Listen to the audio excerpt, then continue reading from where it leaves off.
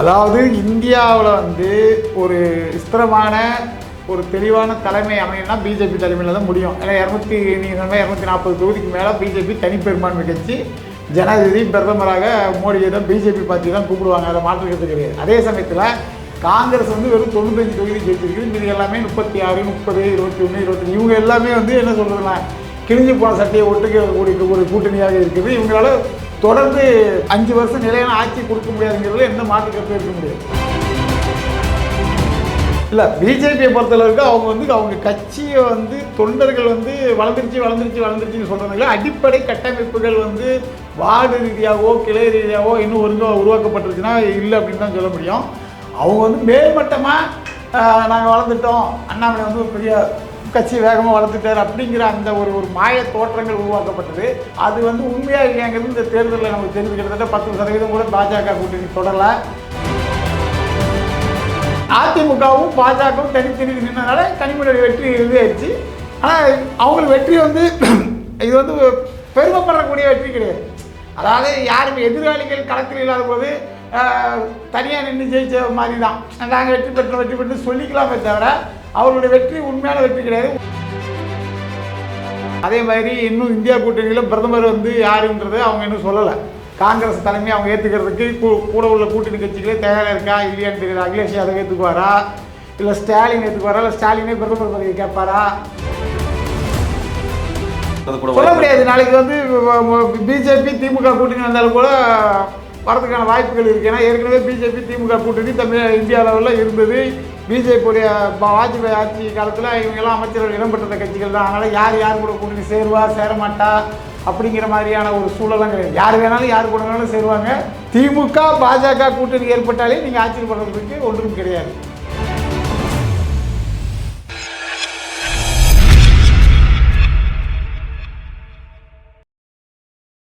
India's #1 AI empowered institution, JKKN. Admissions open for engineering, pharmacy, allied health sciences, arts, nursing and dental. JKKN Institution, Kumarapalayam. Native news நேயர்களுக்கு வணக்கம். இன்று நம் அரங்கத்தில் இணைந்திருப்பவர் திரு முத்து ரமேஷ் நாடார் அவர்கள், தமிழ்நாடு நாடார் சங்க தலைவர். வணக்கம் சார். வணக்கம். 2024 லோக்சபா தேர்தலுக்கு உண்டான ரிசல்ட்ஸ் எல்லாமே நம்ம ட்ரெண்டில் வந்துட்டு இருக்கு, பார்த்துட்டே இருக்கோம். பிஜேபி வந்து மறுபடியும் ஆட்சி அமைக்கும், அது 350+ சீட்டுகளை வாங்கி ஆட்சி அமைக்கணும்னு தேர்தலுக்கு பிந்திய கருத்து கணிப்புகளில் பெரிய அளவில் பேசப்பட்டுச்சு. ஆனால் இன்றைக்கி வந்திருக்க ட்ரெண்டு பார்த்திங்க அப்படின்னா பிஜேபி ஆட்சி அமைக்குமா அப்படிங்கிற சந்தேகமே இருக்குது. இந்த அளவுக்கு ஒரு செட்பேக் பிஜேபிக்கு வந்திருக்கிறதுக்கு என்ன காரணமாக இருக்கும்? பாஜக வந்து தொடர்ந்து 10 ஆண்டுகள் ஆட்சியில் இருந்திருக்காங்க. பிரதமர் மோடி அவர்கள் தொடர்ந்து 10 ஆண்டு இருக்காங்க. பொதுவாக மக்களுக்கு வந்து தொடர்ந்து ஒரு கட்சி ஆட்சியில் இருக்கும்போது ஒரு சலிப்புத்தன்மை ஏற்படுறது இயல்பு தான். இது நம்ம பல தேர்தல்களை பார்த்துருக்கோம். இருந்தாலும் எல்லா தரப்பு மக்களுமே தொடர்ந்து பிஜேபி தான் ஜெயிக்கும், பிரதமர் மோடி தான் மீண்டும் பிரதமராக வருவாருங்கிற அந்த எண்ணம் இருந்தது. அதுதான் இப்போ நிச்சயமாக நடக்க போகுது. அதில் எந்த மாற்று கருத்தும் கிடையாது. என்ன 350 சீட்டு வரணுங்கிற சொல்கிற இடத்துல இப்போ 300+ வரதுக்கான ஒரு சூழல் இருக்குது. மற்றபடிக்கு பார்த்தீங்கன்னா நீங்கள் இந்தியா கூட்டணி வந்து அவங்க அந்தந்த மாநிலத்தில் உள்ள பலம் வாய்ந்த கட்சிகளை வச்சுக்கிட்டு ஒரு என்ன சொல்கிறது ஒரு பலமான கூட்டணியை உருவாக்குறது வந்து அவங்களுக்கு ஒரு வெற்றியாக பார்க்கப்படுது. குறிப்பிட்டு சொல்லணும்னா தமிழ்நாட்டில் திமுக 2 கம்யூனிஸ்ட்டு, காங்கிரஸு, விடுதலை சிறுத்தை, கொங்கு பேரவை, இந்த மாதிரி விடுதலை சிறுத்தைகள் இப்படி எல்லா கட்சியுமே இணைச்சி ஒரு மெகா கூட்டணியாக இருந்ததுனால அவங்க வந்து அதிக அளவுக்கு ஒரு வெற்றி பெறதுக்கான சூழல் இருக்குது. இப்போ பாஜக அந்த மாதிரி பலமான கூட்டணி அமைக்கல. பாஜக வந்து அதிமுக கூட்டணி இல்லை, பிஜேபி அதிமுக கூட்டணி இருந்தால் கண்டிப்பாக 20க்கு மேற்பட்ட சீட்டுகள் வந்து ஜெயிச்சிருப்பாங்க. மற்றும் வந்து பாஜகவுடைய செயல் திட்டங்கள் வந்து இப்போ பார்த்தீங்கன்னா நீங்கள் கேரளாவில் பாஜக வரவே முடியாதுனாங்க. இன்றைக்கி வந்து 2 தொகுதி ஜெயிச்சிருக்காங்க. இதே மாதிரி தான் வருங்காலங்களில் வந்து வட மாநிலங்களில் கூட பிஜேபி தோற்றாலும் தென் மாநிலங்களில் பிஜேபி ஜெயிக்கக்கூடிய ஒரு சூழல் உருவாகிட்டு இருக்கிறத இதை காட்டுது. நீங்கள் சொல்கிற மாதிரி தென் மாநிலங்களில் ஒரு கணிசமான வாக்கு சதவீதமும் சில தொகுதிகளும் அவங்க கைப்பற்றினா கூட கர்நாடகாவில் பாஜக தான் அதிக தொகுதி ஜெயிச்சிருக்குது, 17 தொகுதிகள். ஆந்திரா, தெலுங்கானா இப்படி எல்லா இடத்துலையுமே பாஜக உடைய வளர்ச்சி தென் மாநிலங்களில் மிக வேகமாக இருக்குது. தமிழ்நாட்டில் மட்டும்தான் இல்லாத ஓட்டு சதவீதம் அதிகரிச்சிருக்கு. இது போக வரக்கூடிய சட்டமன்ற தேர்தலில் மிகப்பெரிய அளவில் எதிரொலிக்கிறதுக்கான வாய்ப்புகள் இருக்குது. இல்லை, இப்போது நீங்கள் சொல்கிறீங்க மறுபடியும் மோடி தான் பிரதமராக வருவார் அப்படின்னு சொல்லிட்டு. ஆனால் ட்ரெண்டு வந்து இப்போ வரைக்கும் தற்பொழுது நம்ம இருக்கக்கூடிய சூழ்நிலையில் 5 தொகுதிகளில் முன்னிலையில் இருக்காங்க. 4 தொகுதிகள் வெற்றி, 239 அப்படின்ற மாதிரியான ட்ரெண்ட் இப்போ போயிட்டுருக்கு.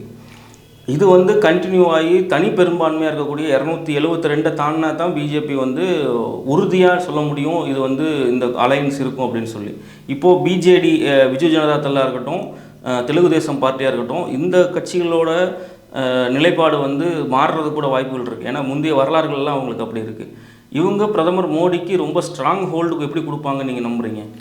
அதாவது இந்தியாவில் வந்து ஒரு ஸ்திரமான ஒரு தெளிவான தலைமை அமையணும்னா பிஜேபி தலைமையில் தான் முடியும். ஏன்னா நீங்கள் சொன்ன 240 தொகுதிக்கு மேலே பிஜேபி தனிப்பெரும்பான்மை கட்சி, ஜனாதிபதி பிரதமராக மோடியை தான் பிஜேபி பார்ட்டி தான் கூப்பிடுவாங்க, அதில் மாற்றுக்கிறது கிடையாது. அதே சமயத்தில் காங்கிரஸ் வந்து வெறும் 95 தொகுதி ஜெயிச்சிருக்குது. மீது எல்லாமே 36, 30, 21, 22 இவங்க எல்லாமே வந்து என்ன சொல்கிறதுனா கிழிஞ்சு போன சட்டையை ஒட்டுக்க ஒரு கூட்டணியாக இருக்குது. இவங்களால தொடர்ந்து 5 வருஷம் நிலையான ஆட்சி கொடுக்க முடியாதுங்கிறதுல எந்த மாற்று கருத்தும் இருக்க முடியாது. இப்போ ஏற்கனவே நம்ம பார்த்த மாதிரி ஐகே குஜரால், சந்திரசேகர், தேவகவுடா இவங்கெல்லாம் எப்படி இருந்தாங்க?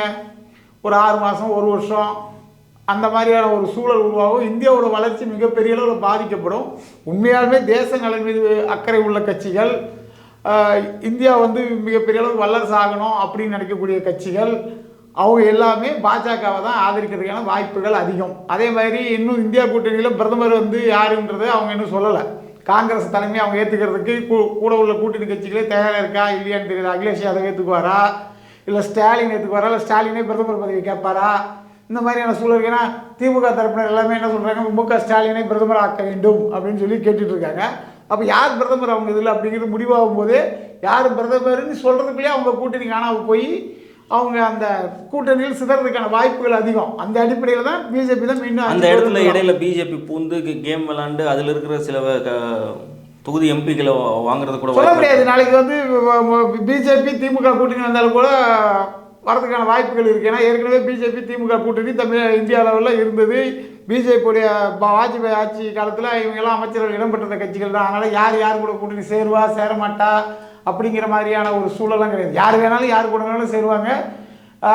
அரசியல் நிரந்தர நண்பர்களும் இல்லை, எதிரிகள் இல்லைங்கிற அடிப்படையில் திமுக பாஜக கூட்டணி ஏற்பட்டாலே நீங்கள் ஆச்சரியப்படுறதுக்கு ஒன்றும் கிடையாது.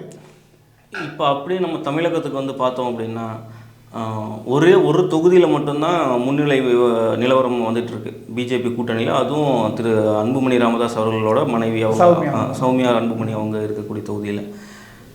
ரொம்ப பெரிதும் எதிர்பார்க்கப்பட்ட கோயம்புத்தூர் தொகுதியில் அண்ணாமலை வந்து கிட்டத்தட்ட ஒரு 30,000 to 40,000 வாக்குகள் பின்தங்கியே இருக்கிறாரு. இந்த சூழ்நிலை வந்து இப்போ தமிழக பாஜகவை இதுக்கு மேலும் அடுத்த ஸ்டெப் போகிறதுக்கு வந்து இது ஒரு பெரிய தடங்களாக தானே இருக்கும். இல்லை, பிஜேபியை பொறுத்தளவுக்கு அவங்க கட்சியை வந்து தொண்டர்கள் வந்து வளர்ந்துருச்சுன்னு சொல்கிறதுல அடிப்படை கட்டமைப்புகள் வந்து வார்டு ரீதியாகவோ கிளை ரீதியாகவோ இன்னும் உருவாக்கப்பட்டுருச்சுன்னா இல்லை அப்படின்னு தான் சொல்ல முடியும். அவங்க வந்து மேல்மட்டமாக நாங்கள் வளர்ந்துட்டோம், அண்ணாமலை வந்து ஒரு பெரிய கட்சி வேகமாக வளர்த்துட்டார் அப்படிங்கிற அந்த ஒரு மாய தோற்றங்கள் உருவாக்கப்பட்டது. அது வந்து உண்மையாக இல்லையாங்கிறது இந்த தேர்தலில் நமக்கு தெரிஞ்சு. கிட்டத்தட்ட 10% கூட பாஜக கூட்டணி தொடரலை. பிஜேபி வந்து அடிப்படை கட்டமைப்பு உருவாக்கி கட்சியை வளர்த்தால் மட்டுமே ஜெயிக்க முடியாத கூட்டணியை நம்பாமல் பிஜேபி வந்து 40 தொகுதியிலும் தனித்து போட்டியிடக்கூடிய சூழல் என்னைக்கு வருதோ அன்றைக்கி தான் பிஜேபி தமிழ்நாட்டில் வளருங்கிறது தான் என்னோட கருத்து. இப்போ அதிமுக பார்த்தீங்க அப்படின்னா நிறைய தொகுதிகளில் வந்து 3ஆம் இடம் 4ஆம் இடத்துக்கு போயிடுச்சு. நாம் தமிழரும் பாஜகவும் 3வது இடத்த வந்து தக்க வைக்கிறாங்க. சில இடங்களில் பாஜக 2வது இடத்துல இருக்குது. சென்னை போன்ற பகுதிகளெல்லாம் 2ஆம் இடத்துல பாஜக இருக்குது. அதிமுகவுக்கு இவ்வளோ பெரிய செட்பேக் வந்திருக்கு. இதுக்கு காரணம் வந்து எடப்பாடியோட தலைமை தான் காரணமா, இல்லை வந்து அதிமுகக்குள்ளே சில அமைப்பு ரீதியான மாற்றங்கள் வரணும், இல்லை நிர்வாகிகள் மாற்றப்படணும் அந்த மாதிரி? இல்லை, அதிமுக பொறுத்தளவுக்கு பார்த்திங்கன்னா எம்ஜிஆர் காலத்திலேயே எம்பி எலெக்ஷனில் மிகப்பெரிய படுதோல்வி சந்தித்த வரலாறுலாம் இருக்குது. ஆனால் எடப்பாடி இப்போ இன்றைக்கி பார்த்தீங்கன்னா ஓட்டு சதவீதத்தில் பார்த்தீங்கன்னா அதிமுக தான் 2வது இடத்துல இருக்குது. அவங்க 20% ஓட்டுக்கு மேலே இருக்காங்க. அவங்க வந்து அதை இன்னும் கூட்டணியை உருவாக்குறதல், பிஜேபி கூட கை கோக்கிறதா, இல்லை வேறு சில அரசியல் மூவ் பண்ணுறதா அப்படின்னு சொல்லி அவங்க அடுத்த கட்டமாக எந்த மாதிரியான மூவ்மெண்ட் பண்ணுறாங்களோ அதை வச்சு தான் சட்டமன்ற தேர்தலில் வந்து எதிரொலிக்கும். திமுகவில் மக்கள் கடும் அதிருப்தியில் இருக்காங்கங்கிறது எல்லாருக்குமே தெரியும். ஏன்னா விலைவாசி உயர்வு, கரண்ட்டு, பால், பஸ்ஸு, இப்படி எல்லாமே பிரச்சனை. சொல்லப்போனால் தமிழ்நாடு முழுவதும் போதையில் வந்து போதைப் பொருட்கள், அதாவது டாஸ்மாக் போதைப் பொருட்களை தாண்டி போதைப் பொருட்கள் மிகப்பெரிய அளவில் விற்பனையாகுது, இளைஞர்களும் போதைக்கு அடிமையாகிட்டாங்கிறதுனால பொதுமக்கள்லாம் மிகப்பெரிய கொந்தளிப்பில் இருந்துகிட்டு இருக்காங்க. ஆனால் அவங்க வந்து வாக்கு செலுத்துறதுல என்ன பிரச்சனைனா, இவங்கெல்லாம் ஒருங்கிணைஞ்சு ஒரு பலமான ஒரு கூட்டணி, திமுகவுக்கு எதிரான கூட்டணி தமிழ்நாட்டில் உருவாகாதனால இன்றைக்கி வந்து திமுக ஜெயிச்சிருச்சு. திமுகவோட வெற்றி வந்து வெற்றி கிடையாது, அதான் அவங்களுடைய கூட்டணிக்கு கிடைச்ச வெற்றி, அவ்வளோதான். மற்றபடிக்கு இவங்க கூட்டணியை வந்து பலமாக இருந்திருந்தால் இந்த முறை திமுக படுதோல்வி அடைஞ்சிருக்கும். வருகின்ற சட்டமன்ற தேர்தலையுமே அது நீங்கள் பார்க்கலாம், அது எப்படி உருவாகுது கூட்டணி. அந்த அடிப்படையில் மிகப்பெரிய தோல்வியை திமுக வருங்காலங்களில் சந்திக்கும். நீங்கள் கனிமொழி அவங்க வந்து இப்போ நம்ம பேசிகிட்டு இருக்கக்கூடிய இந்த சமயத்தில் வந்து அவங்களோட வெற்றி வந்து அறிவிச்சிட்டாங்க. நீங்கள் சொன்னீங்க கனிமொழி வந்து ஒரு நாடார் கிடையாது அப்படின்னு சொல்லிட்டு. ஆனால் பெரும்பான்மையான நாடார் வாக்குகள் இருக்கக்கூடிய தூத்துக்குடி மக்கள் 3 லட்சம் ஓட்டு டிஃப்ரென்ஸில் ஜெயிக்க வச்சுருக்கிறாங்க கனிமொழியை. இது ஒன்று. இப்போ நம்ம சென்னை பகுதியில் எடுத்துட்டோம் அப்படின்னா, இப்போ பாஜக வந்து 2 நாடார் வேட்பாளர்களை வந்து இங்கே வந்து களமிறக்கியிருந்தாங்க. அவங்க 2 பேருமே 2ஆம் இடம், ஒரு வேட்பாளர் வந்து 2ஆம் இடம் 3ஆம் இடம் மாறி மாறி வர்றாரு. திருமதி தமிழிசை சவுந்தரராஜன் அவங்க வந்து 2வது இடத்துல சஸ்டைன் ஆகிட்டே வர்றாங்க. இப்போது இந்த நாடார் வாக்குகள் வந்து என்ன மாதிரியாக போல்ரைஸ் ஆகிருக்குன்னு நீங்கள் நினைக்கிறீங்க? அங்கே கனிமொழிக்கு ஒரு மாதிரி ஆயிருக்கு, இங்கே இவங்களுக்கெல்லாம் ஒரு மாதிரி ஆயிருக்குது எப்படின்னு? அதாவது நாடாரில் வந்து இந்து நாடார் கிறிஸ்தவ நாடார் என்கின்ற பிரச்சனையை முதல் கொண்டு வந்தது கலைஞர் கருணாநிதி அவர்கள். மேரி நாடார்களுக்கு உங்களுக்கு ஓட்டா, சிவகாமி மகனுக்கு உங்களை ஓட்டா, மேரி மகனுக்கு உங்களை ஓட்டான்னு சொல்லி தமிழ்நாட்டில் மத ரீதியான பிரச்சனையை கொண்டு வந்தது முன்னாள் முதல்வர் கருணாநிதி. ஆனால் அவர் அந்த பிரச்சாரத்தில் அப்போ ஜெயிக்க முடியல. ஆனால் இன்றைக்கி பார்த்தீங்கன்னா அது விஷம் போல் பரவி கன்னியாகுமரியாக இருக்கட்டும், தூத்துக்குடியாக இருக்கட்டும், திருநெல்வேலியாக இருக்கட்டும், இப்படிலாம் பரவி நாடார் மக்கள் மத்தியில் மிகப்பெரிய பிளவுகளை ஏற்படுத்தியிருக்கிறது. அதாவது இந்து நாடார் கிறிஸ்தவ நாடார் என்கின்ற, நீ இந்து நாடார் நான் கிறிஸ்தவ நாடார் அப்படிங்கிற அளவுக்கு ஒரு மிகப்பெரிய பிரிவினையை ஏற்படுத்தி அதன் காரணமாக இப்போ தூத்துக்குடி தொகுதி பார்த்திங்கன்னா பெரும்பான்மை நாடார்கள் 35%, அதை வந்து இந்து நாடார் கிறிஸ்தவ நாடார்கள் 40%, 60% சொல்லி கிறிஸ்தவ நாடார்களெல்லாம் கனிமொழியை ஆதரிக்கக்கூடிய ஒரு சூழல் உருவாக்கியிருக்கு. அதேமாதிரி நாடார்களுடைய தலைவர்களிலேயே இப்போ என்ன சொல்கிறது, அவங்களுக்கு ஏதோ ஒரு காரணத்திற்காக கனிமொழிக்கு அனிதா ராதாகிருஷ்ணன் அவர்களோட, ஆமாம், கனிமொழிக்கு ஆதரவாக செயல்படக்கூடிய நாடார் தலைவர்கள் நிறைய பேர் உருவாக்கிட்டாங்க. அது வந்து பணத்துக்காக இருக்கலாம், இல்லை பதவிக்காக இருக்கலாம், இல்லை வேறு ஒரு சில காரணங்கள். அப்படிப்பட்ட ஆட்களால் நாடார் சமுதாய வாக்கு இப்போ வந்து பார்த்திங்கன்னா திமுகவுக்குன்னு சொல்லி ஒரு குறிப்பிட்ட வாக்கு எல்லா கம்யூனிட்டியிலும் இருக்கும். அது இந்து நாடார்லையும் இருக்கும், கிறிஸ்தவ நாடார்லையும் இருக்கும். அதே மாதிரி அந்த இந்து நாடார் ஓட்டு திமுகவுக்கு போகிற மாதிரி பிஜேபிக்கும் இந்து நாடார் ஓட்டு அதிக அளவில் இருக்கிறது. அங்கே என்ன பிரச்சனை அப்படின்னா, தூத்துக்குடியை பொறுத்தளவுக்கு பல வாய்ந்த வேட்பாளரை வந்து பாஜக நிறுத்தலை அப்படிங்கிறது ஒன்று. ரெண்டாவது, இந்த கூட்டணி அதிமுகவும் பாஜகவும் தனித்தனி நின்றனால கனிமொழியோட வெற்றி எழுதியாயிருச்சு. ஆனால் அவங்களுக்கு வெற்றி வந்து இது வந்து பெருமைப்படக்கூடிய வெற்றி கிடையாது. அதாவது யாருமே எதிராளிகள் களத்தில் இல்லாத போது தனியாக நின்று ஜெயிச்ச மாதிரி தான் நாங்கள் வெற்றி பெற்று சொல்லிக்கலாமே தவிர அவர்களுடைய வெற்றி உண்மையான வெற்றி கிடையாது. உண்மையான ஒரு தெளிவான வேட்பாளர் அங்கே இல்லாததான் கனிமொழியோட வெற்றிக்கு காரணம். நாடார் வாக்குகள் நாடார்களுக்கு ஓட்டுதல் போடணும், நாடார் வேட்பாளர் கனிமொழி இல்லை அப்படிங்கிற எங்களுடைய பிரச்சாரம் மிகப்பெரிய அளவில் ஏற்பட்டிருக்கிறது. வருங்காலங்களில் வந்து மிகப்பெரிய அளவில் சட்டமன்ற தேர்தலில் திமுக வந்து அது எல்லா தொகுதியிலுமே தென் சென்னை வட சென்னையில் சொல்லுங்கள். அது தென் சென்னை வட சென்னையை பொறுத்தளவுக்கு இங்கெல்லாம் வந்து நாடாருங்கிற அடிப்படையில் வந்து பாஜகவுக்கு தான் வாக்களித்திருக்கிறார்கள். வட சென்னையை பொறுத்தளவுக்கு நம்ம வழக்கறிஞர் பால் கனகராஜனுக்கு வாக்களித்திருக்காங்க. அதில் வந்து இந்து நாடார்கள் கிட்டத்தட்ட 90%, கிறிஸ்தவ நாடார்கள் ஒரு 20-30% பிஜேபிக்கு ஆதரிச்சிருக்காங்க. அது ஒரு மிகப்பெரிய வெற்றி, நாடார் சமுதாய ஒற்றுமைக்கு கிடைத்த வெற்றி. இது வந்து இன்னும் நாடார்கள் ஒற்றுமை ஆகிறதுக்கான வேலைகளை நாங்கள் வந்து மிகப்பெரிய அளவில் விழிப்புணர்வு ஏற்படுத்தணும். நாடார்கள் ஒன்றுபட்டு வாக்களித்தால் தென் சென்னையாக இருக்கட்டும், வட சென்னையாக இருக்கட்டும் போன்ற தொகுதியில் முதலிடத்திற்கே எந்த கட்சியாக இருந்தாலும் சரி, பாரதிய ஜனதாவாக இருக்கட்டும், இல்லை வேறு எந்த கட்சி வேட்பாளர் நாடார்கள் நிறுத்தினாலும் அவர்கள் வெற்றி பெறக்கூடிய ஒரு வாய்ப்பை, சூழலை வருங்காலங்களில் உருவாக்குவோம். கண்டிப்பாக உருவாகும். பார்ப்போம். நம்ம இன்றைக்கி ஒரு நைட்டுக்குள்ளே நம்மளுக்கு தெரிஞ்சிடும் யார் சென்ட்ரலில் ரூலிங்கில் இருக்காங்க.